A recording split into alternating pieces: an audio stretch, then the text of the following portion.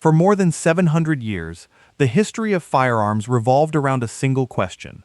How could a soldier destroy an enemy faster, farther, more accurately, and with less effort?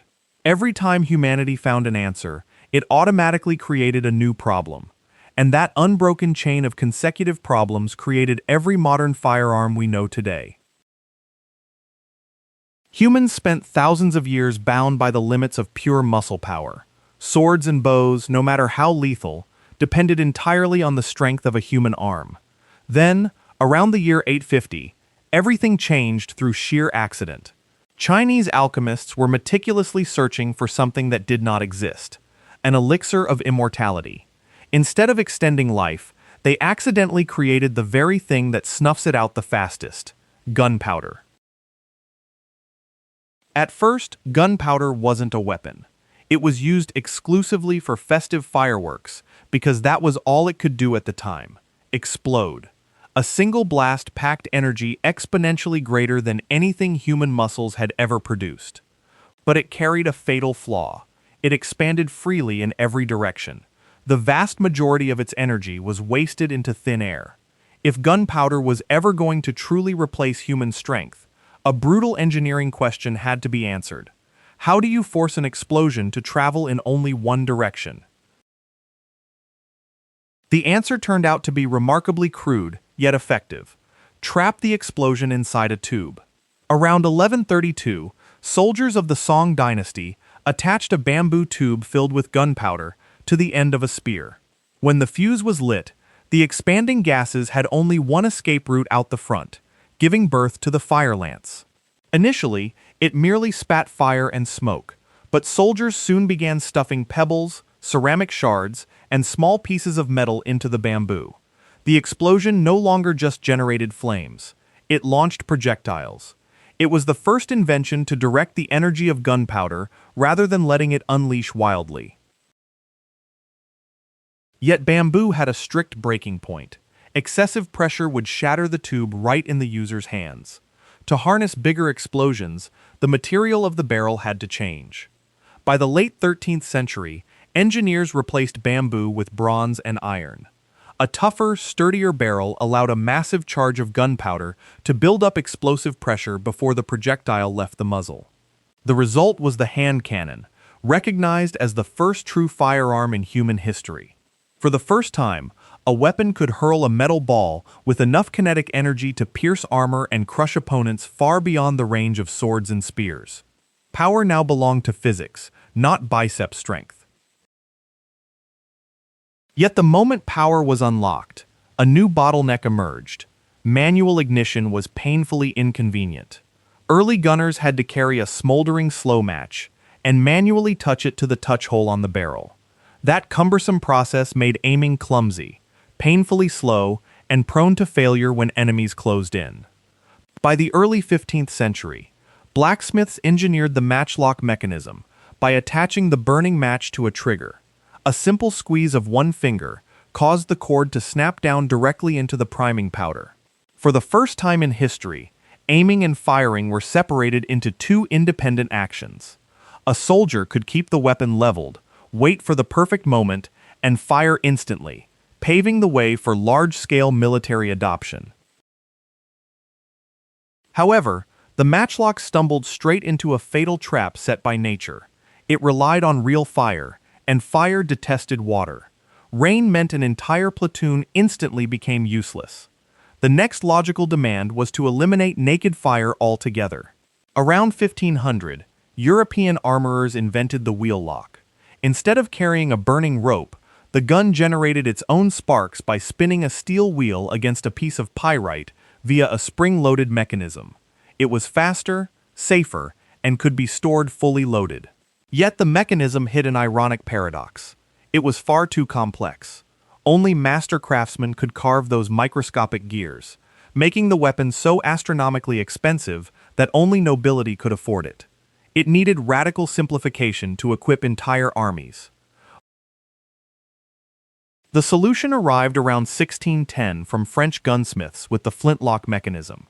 They completely stripped away the intricate gear system, replacing it with a piece of flint clamped into a hammer that slammed hard against a curved steel frizzen to shower sparks directly onto the priming pan.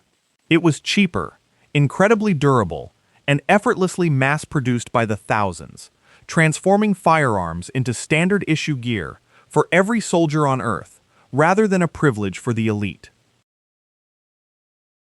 Yet once the economic hurdle was cleared, another classic physical wall stood right at the muzzle: accuracy and reload speed. Smoothbore muskets were light and easy to make, but their spherical bullets bounced erratically down the barrel, causing projectiles to curve wildly off-target at a distance. The fix came from clever craftsmen who carved spiral grooves down the interior of the barrel. Rifling. As the bullet forced its way through those tight grooves, it was compelled to spin along its longitudinal axis. Much like a perfectly thrown football, the bullet stabilized its flight in midair, rocketing accuracy from a few dozen yards to hundreds. But precision always exacts a heavy toll. The bullet had to fit tightly inside the bore, and when it fit tightly, ramming a projectile down from the muzzle by pure muscle power became grueling, excruciatingly slow, and sent firing rates into a tailspin.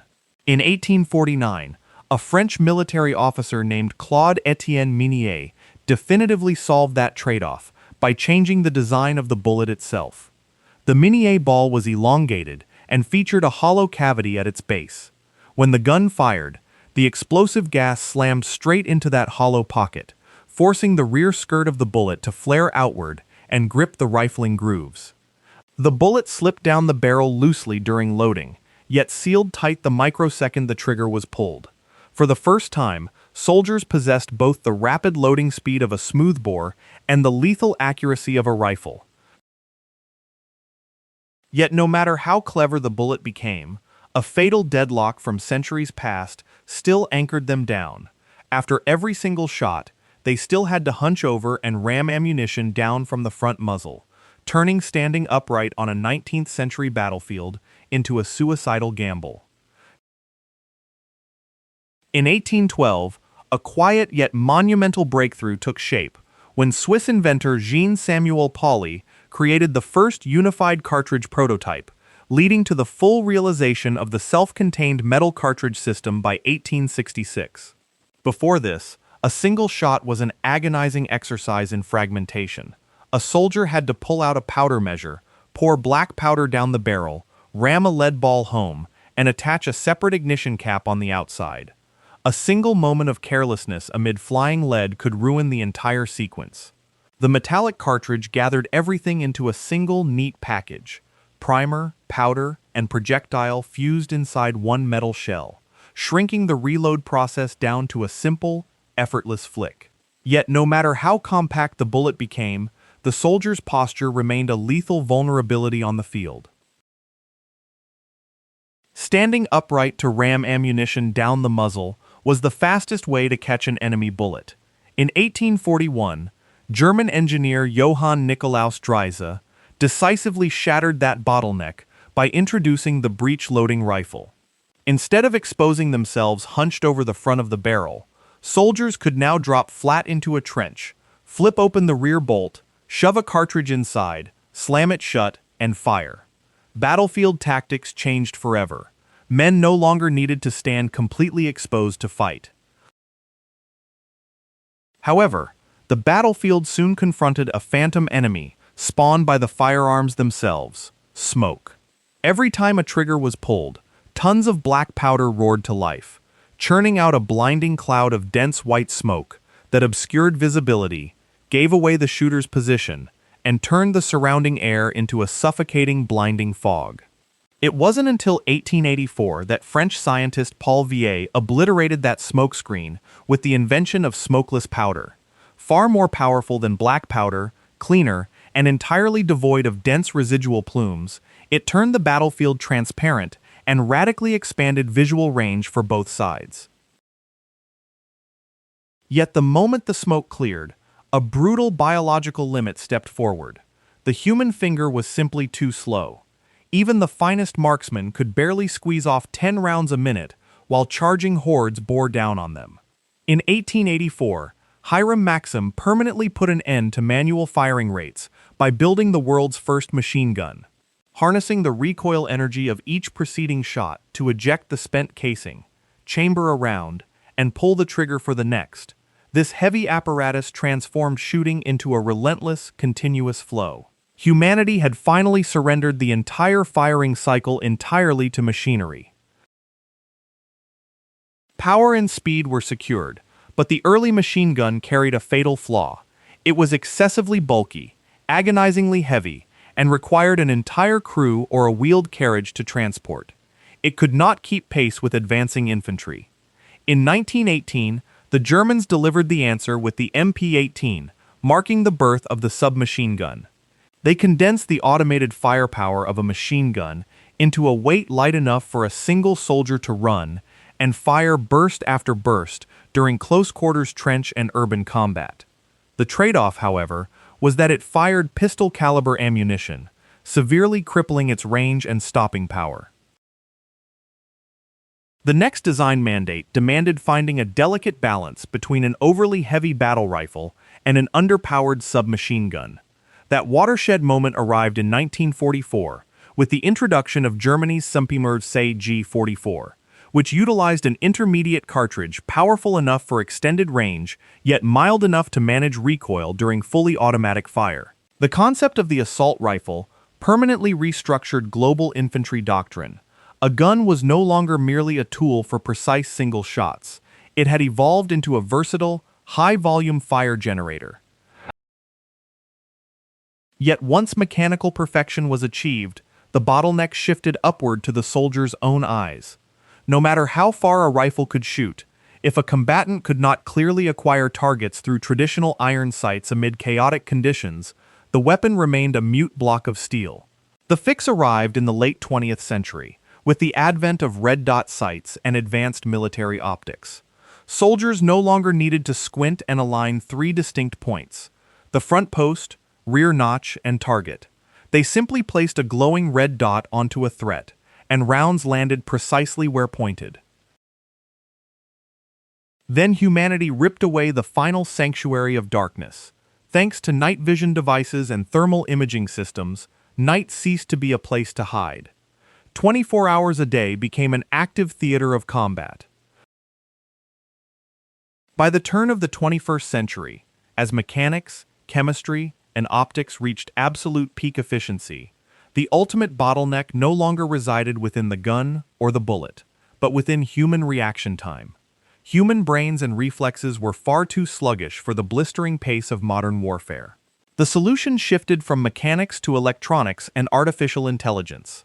Smart fire control systems emerged, automatically calculating wind speed, distance, target trajectory, and squeezing the trigger on behalf of the human operator in a fraction of a millisecond.